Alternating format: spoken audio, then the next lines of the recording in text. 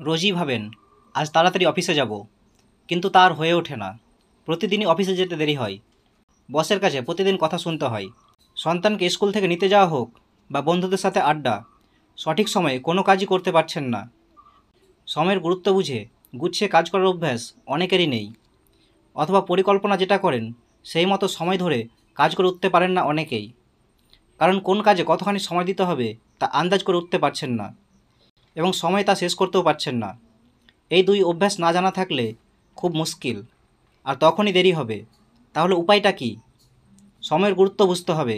কোন কাজ কত সময় ধরে করবেন, কোনটি আগে করবেন, কোনটি পরে করবেন, সেটা সব আগে বুঝতে হবে। প্রতিটি কাজের জন্যই আলাদা আলাদা করে সময় বরাদ্দ করতে হবে, তাহলেই গুছিয়ে সব কাজ শেষ করতে পারবেন। একই সময়ে সব কাজ একসঙ্গে করতে যাবেন না, নয়তো সবটাই তালগোল পাকিয়ে যাবে। কাজের পরিকল্পনা করাটা খুবই জরুরি। ধরুন যেদিন অফিস যাবেন সেদিন ঘড়িতে অ্যালার্ম দিয়ে রাখুন, একটু তাড়াতাড়ি উঠুন। হাতে 2 থেকে 3 ঘন্টা সময় রাখতেই হবে, তাহলেই দেরি হয়ে যাবে বলে আর দুশ্চিন্তা হবে না। অনেকেই দেরি করে ঘুম থেকে উঠে তাড়াহুড়ো করেন, ফলে কোনো কাজটাই ঠিকঠাক হয় না। তাড়াহুড়োয় সকালের খাবার না খেয়েই বেরিয়ে যান অনেকে, ফলে শরীর খারাপ হয়। অনেকে লিখতে পারেন না, সবাই লেখকও নয়, কিন্তু নিজের মনের কথা সহজ ভাষায় লেখা যায়। ডায়েরি লেখার অভ্যাস থাকলে খুব ভালো, না থাকলে অভ্যাস করুন। সকালে উঠে কাজ শুরু করার পর থেকে রাতে ঘুমোতে যাওয়া পর্যন্ত সবগুলোকে নোট করে রাখুন।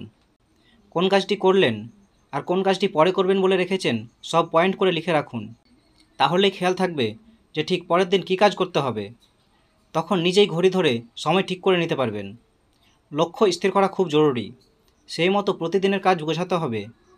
কোনো কাজই কাল করব বলে ফেলে রাখলে চলবে না, কাজ শেষ করার অভ্যাস করতেই হবে। কোন কাজের গুরুত্ব বেশি সেটি নিজেকেই ঠিক করতে হবে। সময় নষ্ট করার বদলে গুরুত্ব বিচার করে কাজকেও ছোট ছোট ভাগে ভাগ করে নিতে হবে, তাহলেই দেখবেন লক্ষ্যের পথ সহজ হয়ে গেছে। সময়ের গুরুত্ব বোঝার মানসিকতা তৈরি হবে। আপনি কি খুবই দুশ্চিন্তায় ভুগছেন, নাকি মন জুড়ে অবসাদ? তাহলেও কিন্তু কাজ আগোছালো হয়ে যাবে। অতিরিক্ত উদ্বেগ, উৎকণ্ঠা থাকলে কাজে উৎসাহ আসে না, রাতে ঘুমও ঠিকঠাক হবে না, ফলে সকাল উঠতে দেরি হবে।